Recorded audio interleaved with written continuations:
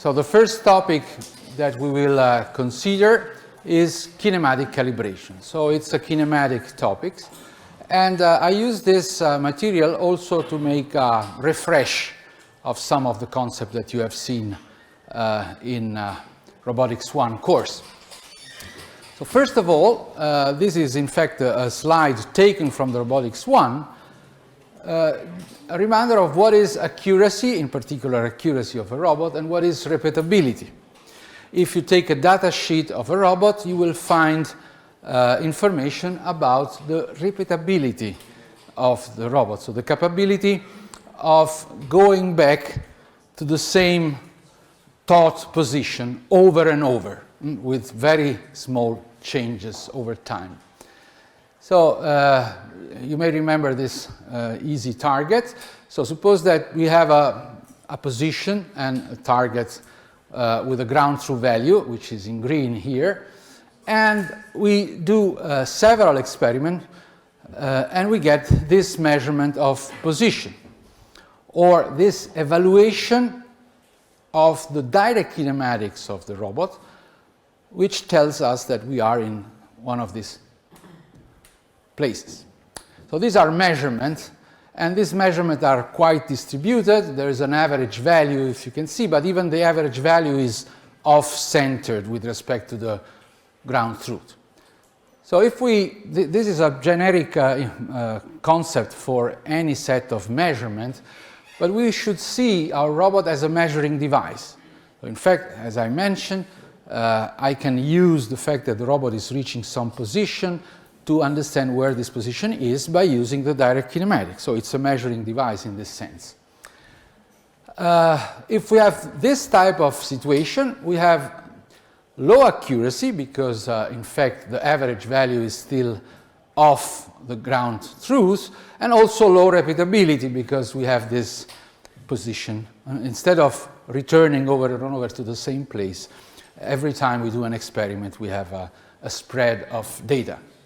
So this is a very poor situation. This is something which would like better. So again, low accuracy. So the average is, there's a small standard deviation with respect to the average value, but still the average value is out of center. So we have high repeatability and low accuracy. Of course, we would like to have the best of both worlds. So high accuracy and high repeatability. Now, how do we move from one to the other? You may remember that in order to improve the repeatability, we need to have better components. There's no much that we can do. Okay? However, in order to improve the accuracy, we need calibration. So if we have a device, and this is a general problem for any sensor and for any camera system, but the robot itself, if we do experiment and we always obtain practically the same output, but we don't know if the output is correct or not, so we need to do this calibration once for all. And kinematic calibration of a manipulator is exactly what we need to move from here to there. So it's an operation that needs to be performed on any industrial robot, in fact. So what are the things that we need? Essentially, it's a purely geometric aspect. So we need the set of Denavit-Hartenberg parameter of the robot. And we assume, just for simplicity, that the robot is fully revolute one. The number of joints is not relevant, so I have a generic n there. So out of the set of Denavit-Hartenberg, we know that the twist angle alpha are constant. The two length parameter A and D, remember A are, so these two sets of parameters connect the origin of two successive frames. So I can move from the origin of frame I to the origin of frame I plus 1 by going along the zi axis and the xi plus 1 axis, and these two distances are respectively di and ai, with a sign if we are moving in the positive direction of the axis that we have following. Okay? So these sets are given. And in fact, the manufacturer is giving us a nominal set of this Denavit-Hartenberg parameter. Since the robot is fully revolute, there are other n parameters which are variable. They are characterize the configuration of our arm. Of course, if you have a robot with some joint prismatic, you just exchange a constant value from here, goes there, and you will have a di, which is a variable. But this will only make the notation more complex for what I would like to say now. So those data are nominal data. So they are pretty good, but they may be affected by some small error. So if we compute with this nominal value the direct kinematics, and I'm writing the direct kinematics here in a very compact form. So this R may contain the position of the end effector only, or the position and some compact representation of orientation using Euler angles or all-PCO type angle for the orientation of the end effector. So organized in an array of 6 components. And I have this nonlinear function which will be a function of all the parameters, including the actual value of theta. So set the 3 n-dimensional vector alpha, a, and d will be constant, but I can compute this direct kinematic for any measurement that I make through the encoders of the joint angles theta.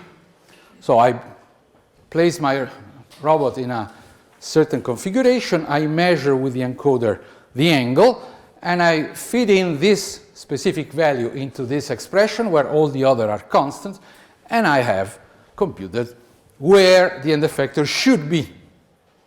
Okay? So why do we need a calibration now? Why this R is only nominal may not be the true one? And there are several reasons. First of all, the presence of tolerance in mechanical construction and in assembly of parts, links, joint, transmission, and so on. You may introduce some small error. You may imagine that 2 joints are nominally parallel, but in fact there is a, say, 100th of a second of deviation of the angle. Okay, not big issues. So there are real parameters. The length of a link is not exactly 35 centimeters, 0.3, but it may affect by a few millimeters or a few tenths of a millimeters. Now, the individual errors with respect to the nominal values are not so large, but there are facts that contribute to a bad positioning of the end effector. Now, same story for the parameters which are not constant but varies. So when we have an encoder mounted on a joint or on the motor side and then through transmission measuring an angle which varies, we may be affected by a constant bias. So what we believe is the zero reference. So when the x-axes are aligned and modular transformation, the encoder should have the zero there if it's an absolute encoder, or we may reset the counting exactly at that value if we have an incremental encoder. However, the mounting of the encoder may introduce some angular error, which is not varying with the configuration. It's just saying instead of measuring the actual theta, I'm measuring a theta plus a bias, plus or minus, okay, because I mounted the encoder in the wrong way. So at this point, the only difference with respect to the previous case is that alpha, a, and d are constant parameter affected by some uncertainty. Theta is a variable parameter because it changes with the configuration. But for every measurement we do, we have a constant offset that we would like to recover. Okay? So all these errors locally are quite small, but because most of the robots have a serial kinematic structure, so it's an open chain of rigid body, if I have a small error here, a small error here, a small error here, they accumulate. So at the end effector level, where really we are interested in being accurate, we may have quite an error. I mean, again, not an error which is of the order of centimeters, but certainly something that would affect the performance of the robot in terms of a good positioning device. So the calibration goal is exactly recovering not the repeatability, because we assume that the repeatability is good enough, but recovering the accuracy. So reduce as much as possible the difference between what we compute in terms of position orientation of the end effector through the kinematics, so with our software, with the software that the robot is equipped with respect to some external independent measurement, which should be very accurate, of course, that tells us the ground truth. Okay, so we need some device that is able to tell us where the end effector is, so that we can compare this ground truth with what we get by bringing nominally the robot in that end effector position, but in fact we are off because of this error. So pay attention, this is very important. Of course, if you use an external measurement which is worse than the accuracy of the robot itself, you're only damaging things. So this set of experiment, this is nothing that you can do by simulation. You have to do the experiment on the actual robot. In fact, for every sample of a given robot, not just for one sample out of a production of 100 robots, every robot may have a different calibration needs, okay? Because of the assembly, because of the tolerance of production, and so on and so on. So this calibration is something that should be done at least once in the life of a robot, either at the manufacturer or when it's installed in a factory floor. Sometimes you may wish to repeat this procedure. Manufacturer provides some calibration software, but you need to have some external sensing device in order to reproduce this, and this will be clear by the few illustrations that follows and by the video that I will, with which I will illustrate the problem. So it's very bad, unfortunately. It's the view. I mean, the slides are much better. So you may see here. This is again an ABB robot. There's a table. Well, you don't see anything here. So it goes. This table has a kind of a chessboard where you can bring the robot in position and you can observe the scene from an external camera. And you can do triangulation in order to understand where the end effector actually is and compare this with the computation made internally. This is the most simple system that you can imagine. You can add target on the robot structure that helps the vision camera to localize exactly the point and do the computation. This is another system in which you are not using a calibrated table, but you have some object mounted on the end effector, and again you have a set of cameras. You have a camera there, you have two cameras here, you do triangulation. Again, you have an external sensing system that allows you to say for this point, this is the exact position of the end effector. Sometimes you may wish also to introduce some orientation. You need some more sophisticated object to do this, but at the least you can tell where the position is, and you compare this value with what you compute through your direct kinematics, because in this configuration I'm measuring the position of the joints here, wherever, and I'm feeding into the nominal direct kinematics these values together with the constant nominal parameters, and I'm obtaining a nominal position which may be different from what I'm measuring with the external system. So again, laser plus camera system and triangulation. So this is a better equipped system for doing calibration. In fact, it's also a better picture as a whole. The robot is a Japanese robot. It's a Fanuc, 6 degrees of freedom or Revolut. And it holds a device which is used for calibrating things. So it's an object which carries over special spherically mounted reflectors which helps a fixed camera in the environment to localize those points in a very accurate way. Okay? And there are 3 points. You may have also a 4th one sometimes, so that you will do a sequence of experiment, bringing the robot around the workspace, and for each reached pose, this laser tracker will identify those special points mounted on the end effector, do the computation, and acknowledge that they have localized this point, and then you will compare what the laser tracker measurement is giving with what you compute through your nominal kinematics. Okay?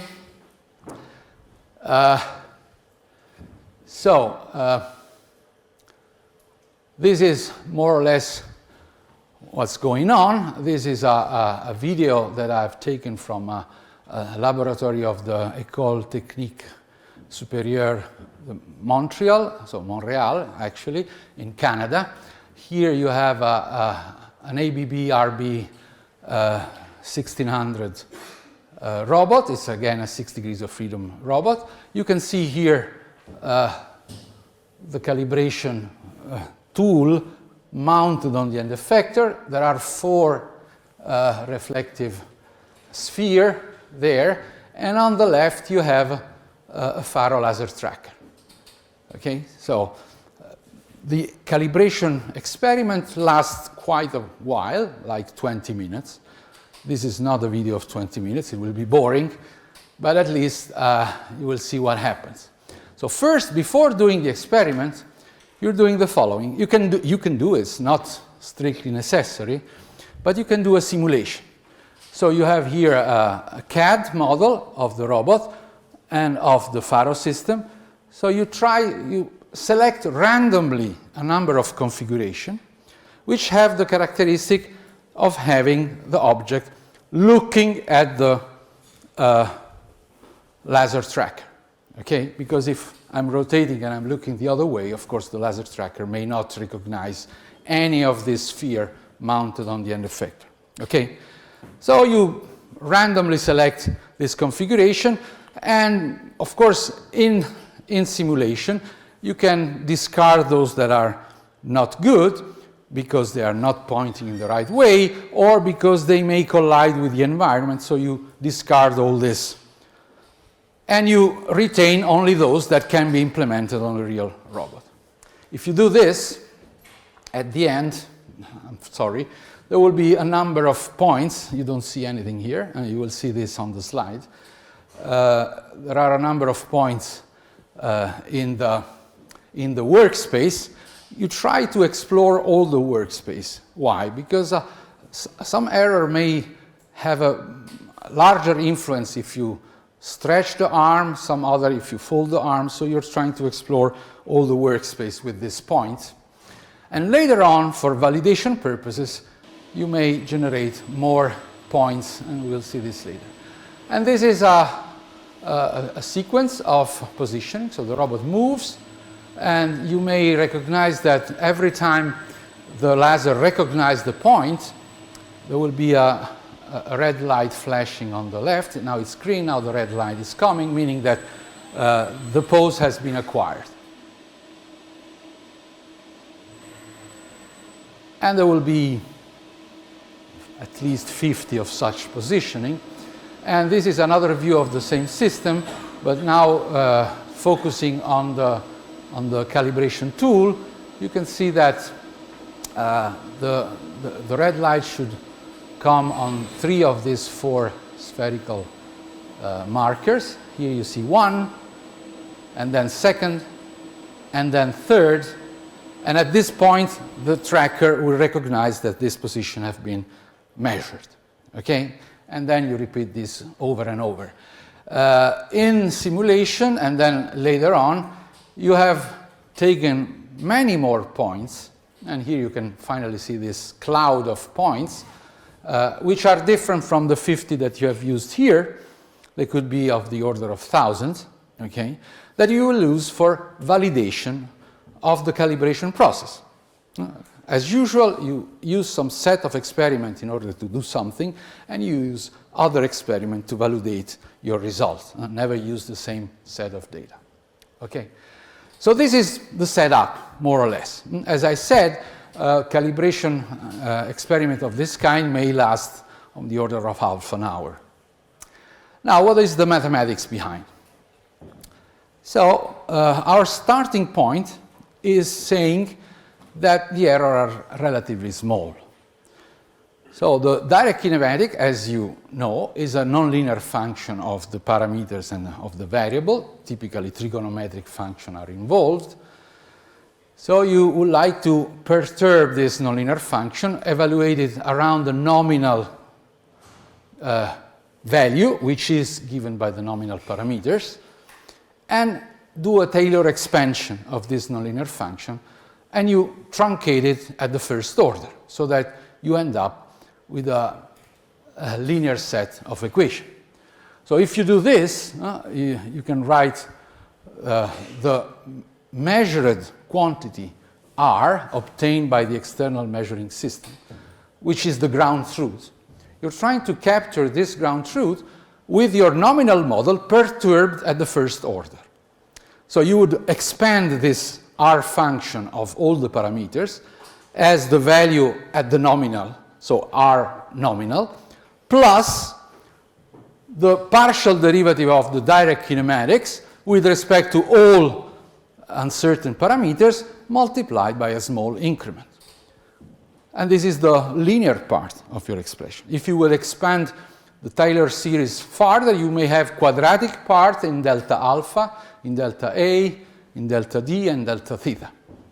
Okay? So you cut here. You cut here because now the delta, which are the variation that should capture this new measurement, appear linearly. At this point, you bring R nominal to the other side, so you make a difference between the measurement and the nominal value that you get from the nominal data. And this will be the error that you estimate in one point.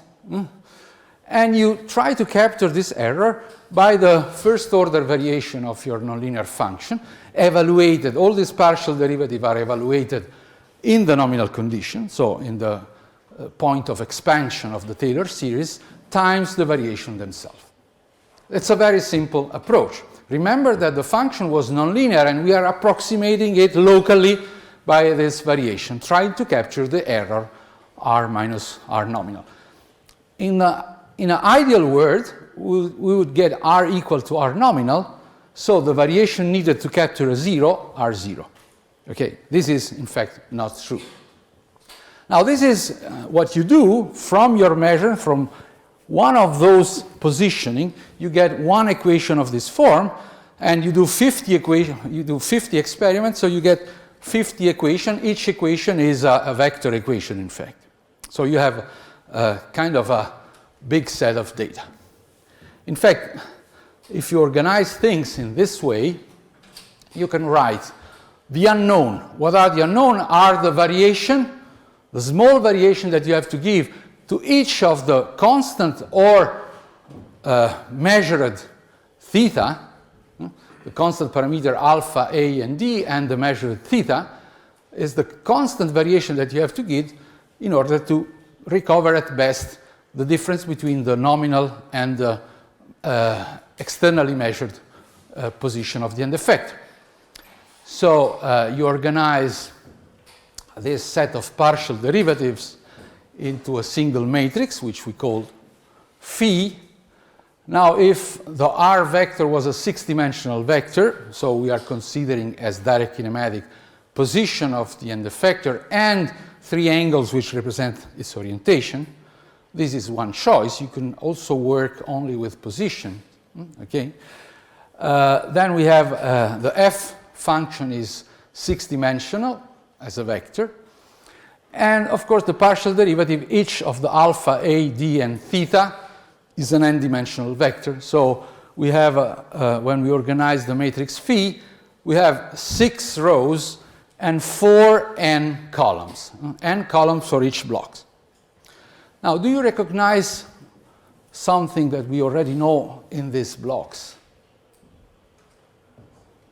They are completely new to us, or we encountered already one of these partial derivatives?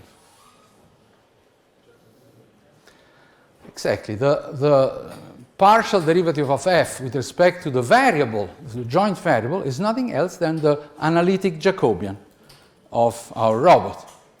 Now, you have to do other analytic Jacobian by considering also possible small variation of the other otherwise constant parameter.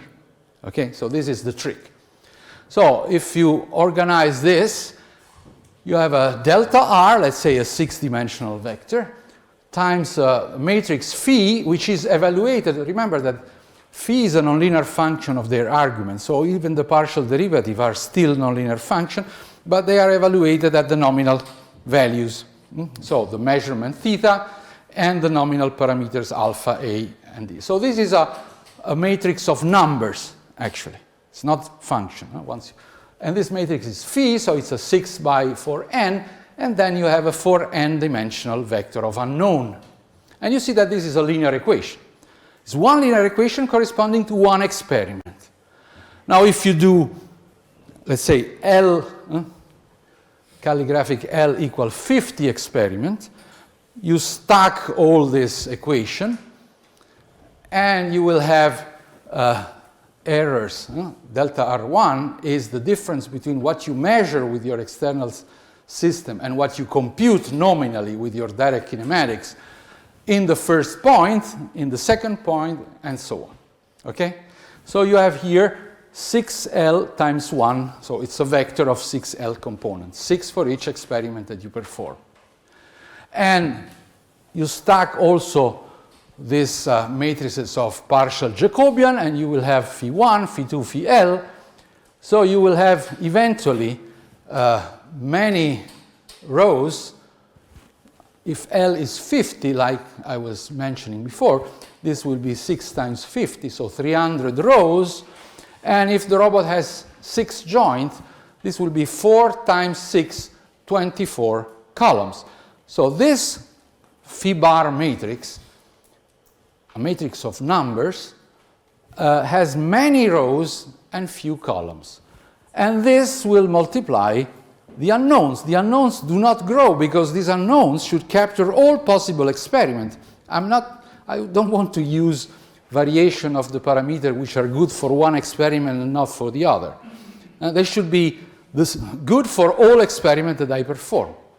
So in fact, I need to solve this set of linear equation, which is in which there are much more equations, so it's a over-constrained linear system, more equation than unknown. So it's very unlikely that I will find a value here which satisfies all these equations. Okay? Pay attention. This problem is really the dual problem of what we will see in a very analogous way in the case of redundancy. In that case, we will have a number of tasks and much more variable to achieve the task, and we have to choose the best way to achieve the task among many possibilities. Here, the best we can do is to choose a vector delta phi which reduces the error on all equations.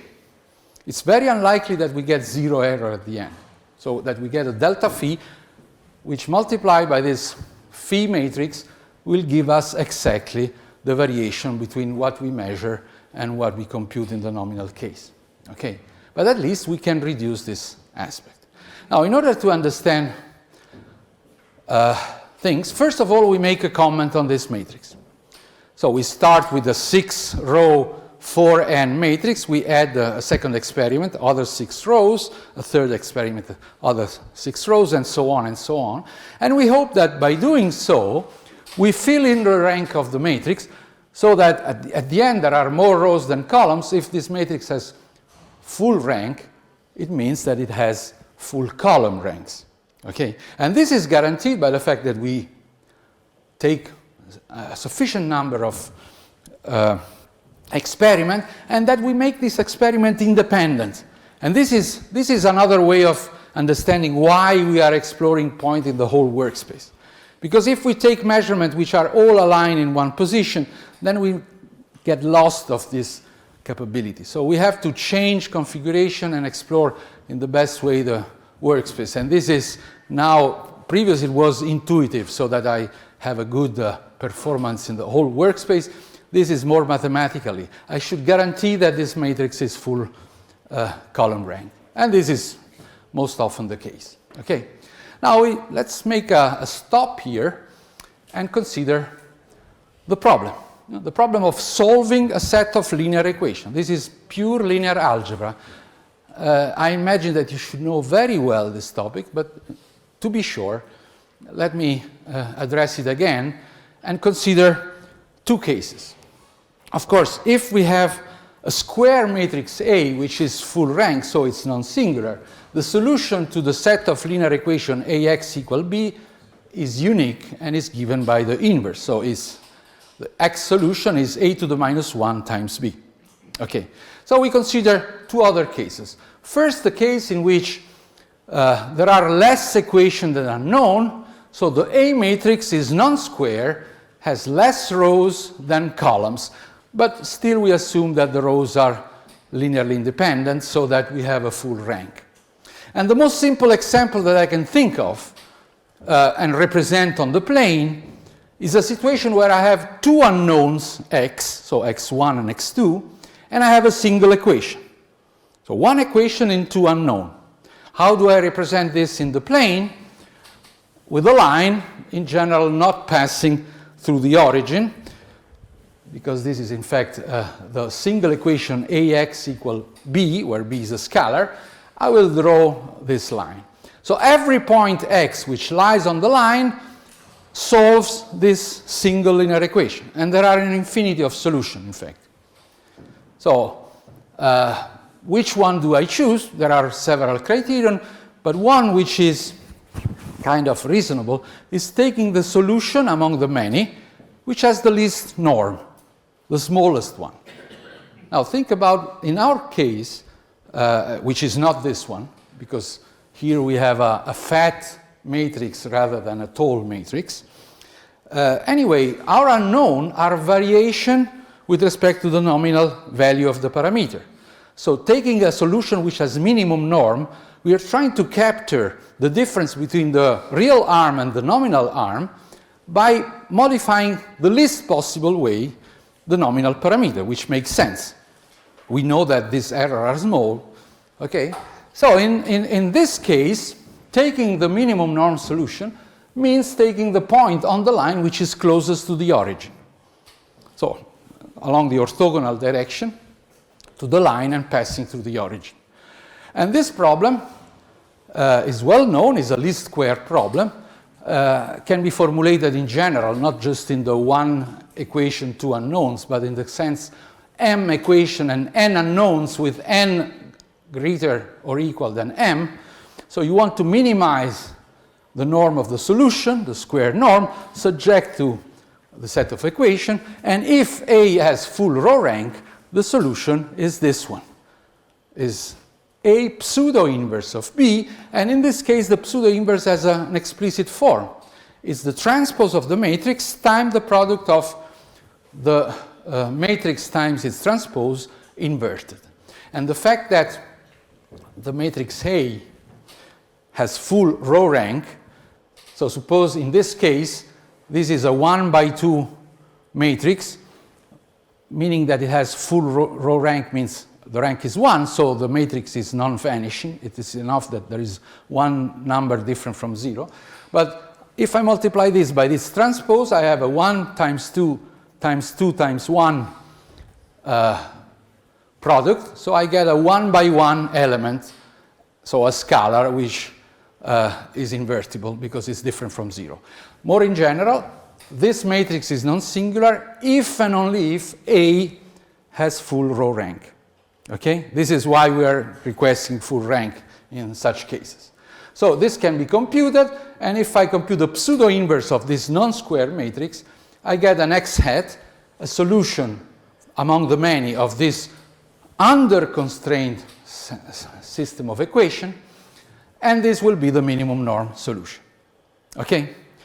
So this is the easy case. We will come back on this when we will deal with redundancy, because there we have more variable to choose with respect to the dimension of the task. But in our case, we have in this other solution. And if we want to stick with the most simple case that I can think of, again, imagine that we need to solve a set of 3 linear equations into unknown. So the matrix A has 3 rows and 2 columns. And it has full column ranks. This is the best that we can hope. Okay? So in the plane X, having 3 linear equations, it means that we have 3 lines. If I'm on the first line, I'm satisfying the first equation. If I'm on the second line, I'm satisfying the second equation. If I'm on the third line, I'm satisfying the third equation. And if I'm very lucky, these 3 lines will intersect in only one point, and this will be a common solution. But you can bet this will never be the case. So they intersect 2 by 2, but not all the 3 in one point. So can you find a solution to the 3 equations? In general, not. You can find a solution to the first and third equation, to the second and third equation, or to the first and second equation, but not to the 3 equations as well. Still, you don't prefer an equation over the other. You would like to find an approximate solution which minimizes the distance from all these lines. Okay? So the formulation is the following. You would like to find an x which minimizes the error on all the equations, the norm of the error on all the equations. And if you're lucky, when you minimize this, you get 0. That means that by chance, you find a situation where a solution satisfies all equations. But as I said, this is never the case.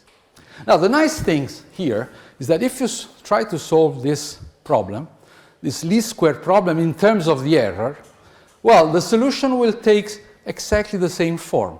Now you have a pseudo-inverse times the vector of known terms, but the pseudo-inverse in this case takes this other expression.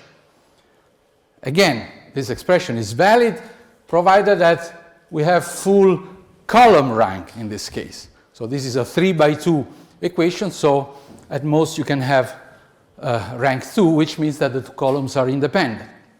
So here, look carefully, you have things kind of inverted, and you have a product A transpose times A. Now if A is 2 by 3, A transpose, 3 by 2, A transpose is 2 by 3 multiplied by a 3 by 2 matrix. This is a 2 by 2 matrix with full rank. So it's a non-singular matrix that you can invert. You see? And then you multiply by the transpose. And you multiply by B, and you get a solution. What is this solution? It's not a solution in the strict sense. It's the minimum error norm solution. So it's the point, the red point on this plane, which minimizes the square distance from all the equations, from all the lines. Okay? Have you heard about this concept before? No. Yes. So speak up. Yes or no? Yeah, okay. Very good. So we are exactly in this case. We have built a regressor matrix, how we call it, this phi bar, which is the stacked version of all the Jacobian one evaluated at every different configuration of the experiment, equal to the error that we can build for each experiment, the difference between the nominal kinematics and what the external laser tracker is telling us where is actually the end effector of our robots. And we try to capture with our unknown, which are this perturbation vector of delta alpha, delta A, delta D, and delta theta, the bias that we have to add to the measurement. which tries to represent at best all the situations. So find a point which is not satisfying all the measurement equation, but minimizing the error with respect to them. Okay. By the way, the nice things about the pseudo-inverse, also in this case, it's not the case of this example, but you may have several points, solution points, or pseudo-solution points, that give the same error, norm of the error, okay? Not just one. In this case, it's only one. The red point is the only one that minimizes the norm of the error with respect to the three equations. But more in general, you may have more than one such minimum error norm solution, and the pseudo-inverse automatically give you, among all this, the one that has minimum norm as a vector. Exactly what happens in the other case. In this case, I can solve this. So this is 0. So among all that solve the problem, I get the minimum, the one with minimum norm. So you see, the problem is not different. It's just reformulated differently. But the pseudo-inverse has these very nice properties, at least when we are dealing with full rank matrices. Okay? So now we do this on our problem.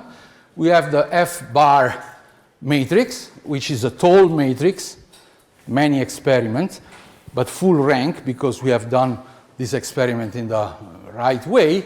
So the variation delta phi, which is the vector of variation on all Denavit-Hartenberg parameter, including the variable theta, so the measurement, is found by pseudo-inverting this phi bar matrix and multiplying by the terms of the known vector terms, which is delta r bar, which are the difference between what we measure with the external system and what we compute with the nominal direct kinematics.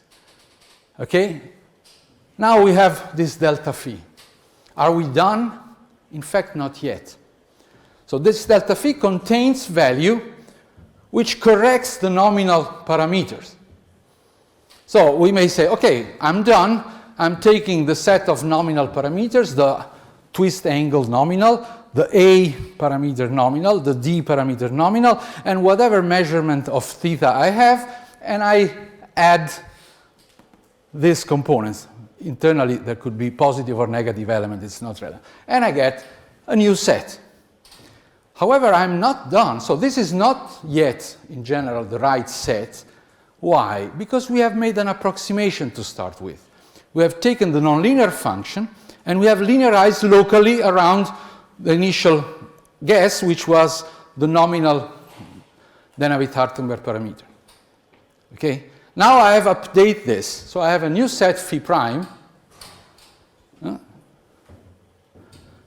And I can use this, and without new experiment, I can compute the direct kinematics now with the corrected parameters.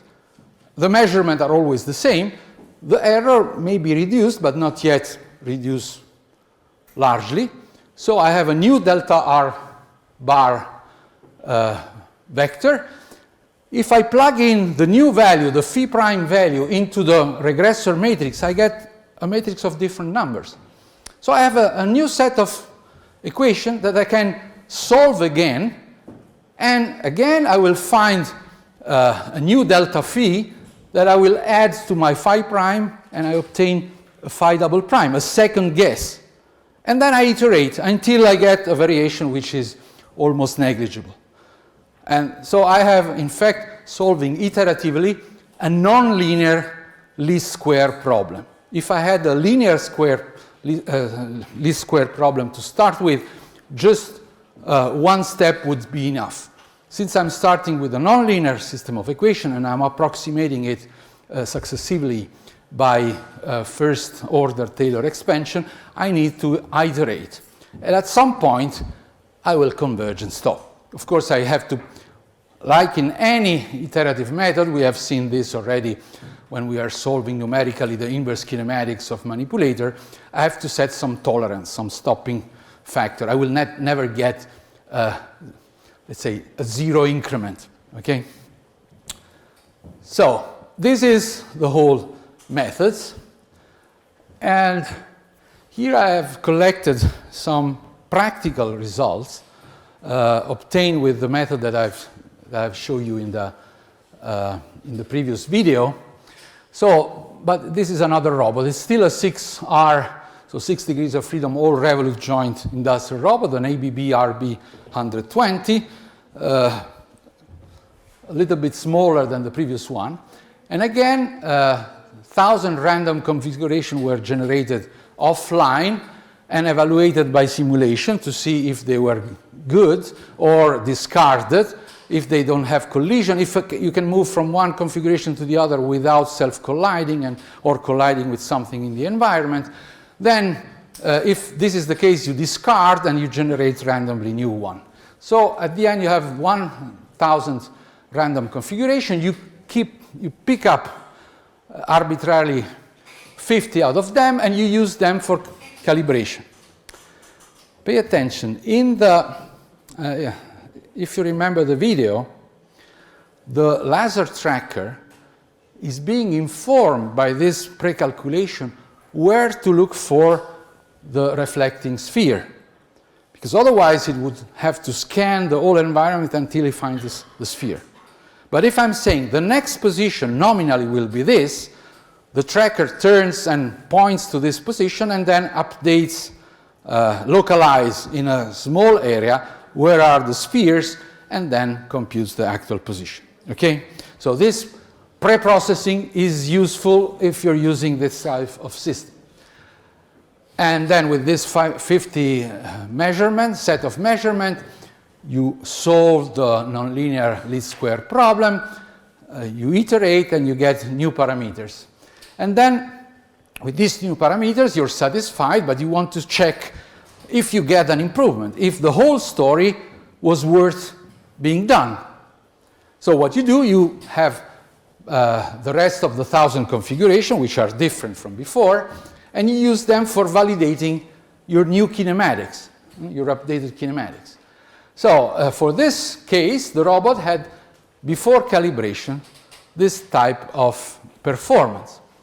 So the average error with respect to the true values was 1.7 millimeters.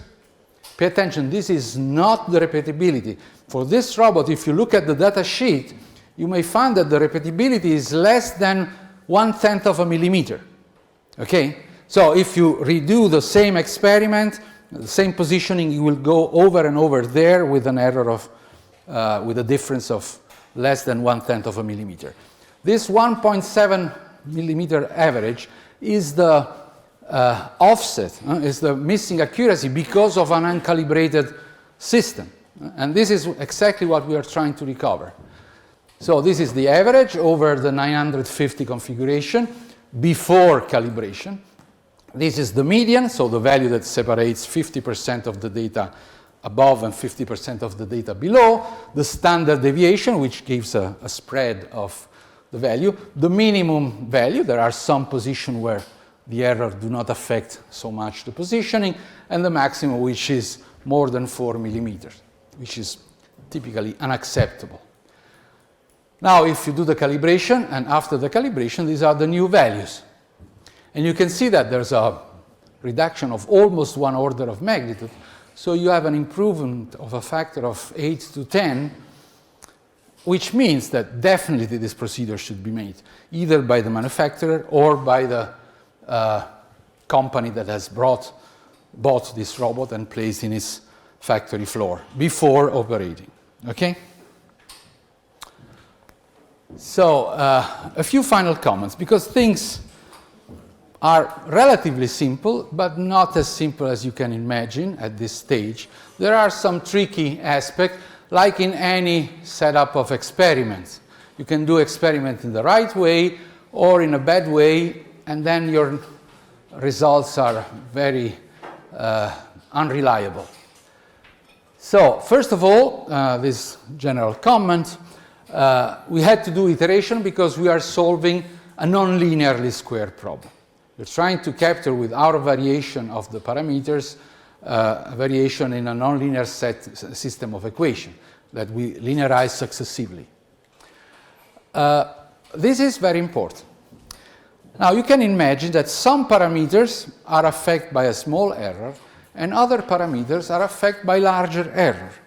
And if you throw all the things together, by the same nature of the minimum norm solution, you're trying to spread the variation on all parameters in an equal way. So you don't take into account the fact that some variation should be larger because the errors are larger. You expect that the errors are larger than some other. Okay, exactly because the pseudo-inverse solution tries to minimize the norm and does not make any difference between components.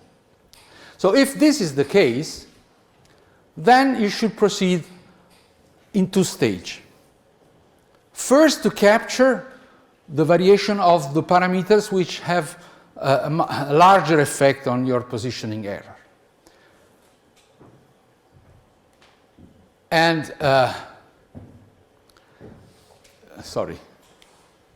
typically, this happens for the mounting of the encoders. It seems strange, but this is the one error that has more consequence on the position. So what you do the same experiment as before, but among the variables that you would like to update, the delta of something, you just put the delta theta. You assume that the constant parameter, nominal parameter are good, so you don't perturb this. So you're using only the partial Jacobian with respect to theta, which is in fact the analytic Jacobian, and you set up the phi matrix of regressor, and you do all the things together, and you estimate the variation only of theta, delta theta, which is the bias that you have to add to any of the measurement that you do, because your zero is not what you expect, what the actual encoder zero is, so you're correcting with this constant variation, positive or negative for each of the encoder, for each of the joint, all the data. Once you have done this, you have reduced, of course, the error between what you measure and what your updated model, kinematic model, is giving you, but you're not really have brought this to the minimum, but now you have removed the component that has the largest effect. Of course, this effect varies also with the value of the nominal parameter. So at this point, you restart from scratch using this bias for the delta theta and setting up again the full problem. So allowing a variation of twist angle alpha of the two parameters A and D, and also a further change in delta theta, because if I'm changing the other parameter, then I may need to correct also the delta theta. But at this stage, you have normalized the problem. So all variation have now the same expected amplitude, and the problem is much more well conditioned. You see, this is a problem that you encounter also in optimization. If some of you have done a course on operation research, one typical thing that you do is to scale the variables. If you have in a problem a variable that has a range between 0 and 1,000 and another variable which has a range between 0 and 1, of course, capturing a 10% of error on 2 will give a large amount of variation. So you normalize quantities, and then you solve the problem, and then you go back to the original variable. This is kind of similar, a similar strategy, which is a general purpose one, but here is very relevant. So the other point is more complex, and we have no time and no special interest, I would say, in pursuing, but it's good that you know that this procedure that we have set up using the Denavit-Hartenberg parameters is not the best way of doing calibration, because the Denavit-Hartenberg parameter have some special situation where you have a singularity. When you're doing this partial derivative, you may have that one parameter may change very much, giving a little effect on the positioning of the end effector. So there are other ways of representing direct kinematics. One is the zero value system. Another is the use of product of exponential, one exponential matrix for each, replacing one of the Danavi-Tartenberg homogeneous transformation matrix, and then you do the product, exactly like you do the product of homogeneous transformation matrix. And this formalism is more suited for doing numerically stable correction of the direct kinematics. Okay, so we are not going into the detail, but it's good that you know that if you ever happen to do this problem, you should know that there are other methods that may perform better in terms of numerical conditioning of the matrices involved. Other things, in general, you know where the robot is placed. So the base of the robot is known with respect to the word, and if you place a laser tracker or a system of cameras and you do triangulation, you should know where the cameras are with respect to the word frame, as well as you know where the robot base is with respect to the word frame. But if this is also uncertain, you should include also, say, rototranslation, so at least 6 parameters, 3 for translation and 3 for orientation, in the correction, so that you include also possible correction of the placement of the base of the robot, if this is uncertain. Okay. And last but not least, what we have done is calibration in order to improve the accuracy of our manipulator, which is the basic task. No? In a sense, whatever the robot will do, it's better to start with the right kinematic parameters. So this is an estimation of real parameter with respect to nominal parameter. It's a problem that you encounter in several other contexts, as we said. For instance, when you're calibrating a camera. So you're placing a camera, you would like to know where the camera is, so you calibrate the external parameter of the camera. Essentially, you're calibrating the position of the center of the frame attached to the camera and the orientation of this frame with respect to a word frame. And any sensor needs a calibration, so camera calibration is particularly relevant for robotics. But more in general, when you have models, you have parameters inside the model, and this calibration procedure is named in a different way, but it's essentially the same story. If you want, for instance, to identify the dynamic coefficient into the mathematical model which describes the dynamics of a robot. Again, there will be parameter. We may have nominal value of this parameter or not have any value to start with, and we would like to set up experiment like we have seen in the previous videos in the introductory part that capture measurement that we do on the field. Okay? And in that case, the problem is slightly different because, as you have seen here, we are acquiring data only in static configuration. The robot moves, stops, and we compute the direct kinematics and we get a measurement. And then moves again, stops again. So it's a sequence of static measurement, whereas when we have to calibrate or identify or estimate, if you wish, the dynamic parameters of a model, we need to move the robot. And some parameters may be excited if we get into higher acceleration, some other if we get special values of velocity, and so on and so on. So it's a much more, let's say, changing environment of measurement set. But the problem is exactly the same in a more generalized sense. And I'm anticipating that for solving this problem, there's a nice property of the dynamic model of the robots, which is highly nonlinear, just like the kinematics, but the dynamic coefficient that we need to identify can appear in a linear fashion, so that the problem that we need to solve in that case is a linearly squared problem rather than a non-linearly squared problem like in the calibration of the kinematics. I have a couple of videos to conclude this lecture. The first one is a calibration experiment in a research environment. In this case, you try to, what is different? Not much. We have a I would say, a first release of a universal robot mounted on a platform. And on the base of the platform, there's a stereo camera. This is a Videre stereo camera. So, in fact, there are two cameras in the same device and doing triangulation internally with its own software. So we are trying to calibrate not only the kinematics of the arm, but also the placement of the camera with respect to a common reference frame. So this is a generalized version. Like I said, in general, if we don't know the correct placement of the base of the robot, we should include this into the calibration procedure. Here we know the placement of the base of the robot, but we don't know where exactly the camera is placed with respect to the robot itself. And since we are acquiring information from the camera itself, it is clear that we have to include some parameters that describe the position and orientation of the camera system into the calibration process. So here you see that there's a chessboard being carried. This is the calibration tool.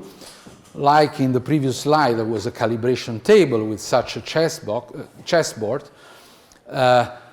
This is being moved around, and a number of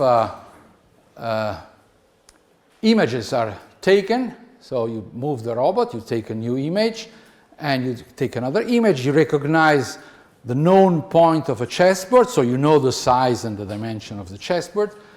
So after a number of visualization, you can calibrate both the kinematics of the arm and the placement of the relative placement of the camera frame with respect to the base of the robot. This is what is still unknown.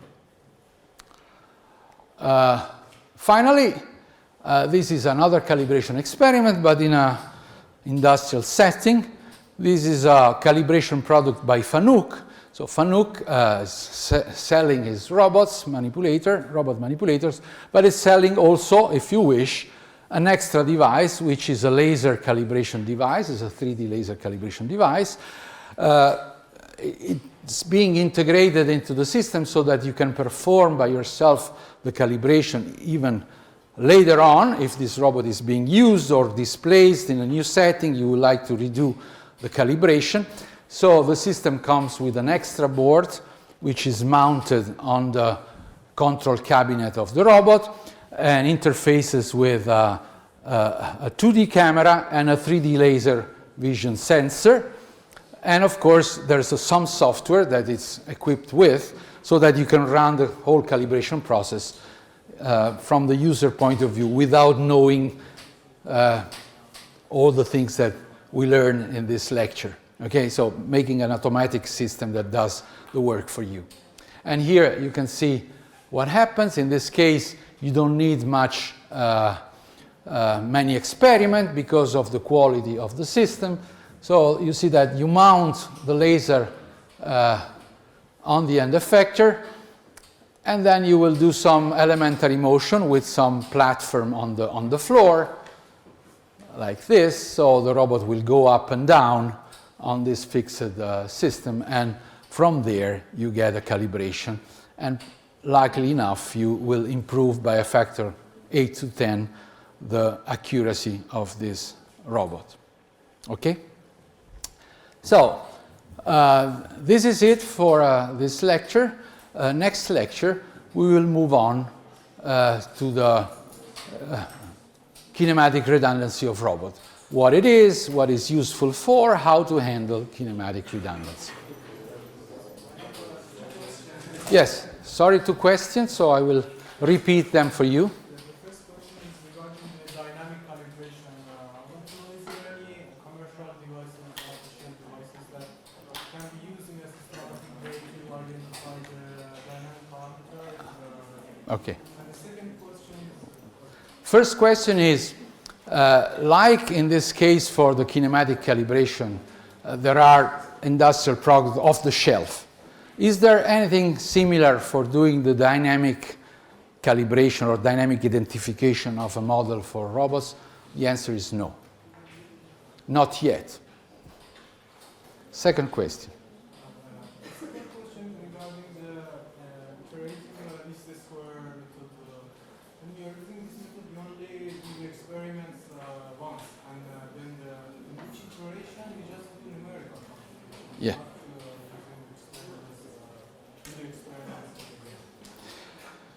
So the question is it like this? Yes. So the question was, your colleague has understood well that you do in the iterative nonlinear least square, where you compute once a correction of your nominal parameter, and then you plug in again this into your equation and recompute a solution and so on and so on.